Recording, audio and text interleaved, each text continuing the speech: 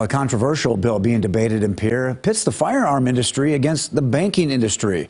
The owner of one of the most successful firearm dealerships in the country says that he couldn't get a business loan despite making tens of millions of dollars. He says it's political and is aiming to change the law. Silencer Central has already sold these to customers. Brandon Maddox, owner of Silencer Central in Sioux Falls, has over $70 million worth of gun suppressors stored here in his new warehouse, ready to be shipped out to hunters and other gun owners.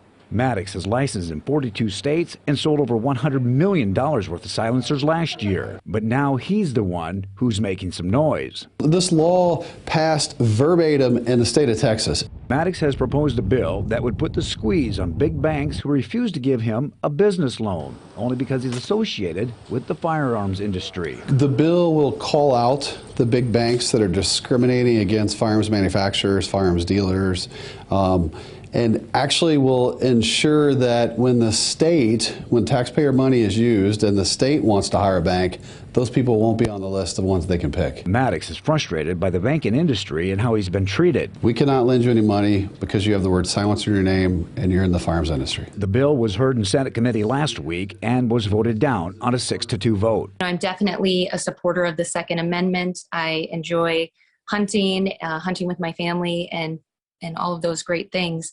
But then what I ended up finding out is that a lot of our small local banks were very concerned about the bill. And so I received multiple emails and messages and even phone calls regarding their concern. I appreciated Mr. Maddox coming in and testifying and love the business he's built. We had a good chat afterwards via email where hopefully we were able to work on regulations particular to his industry.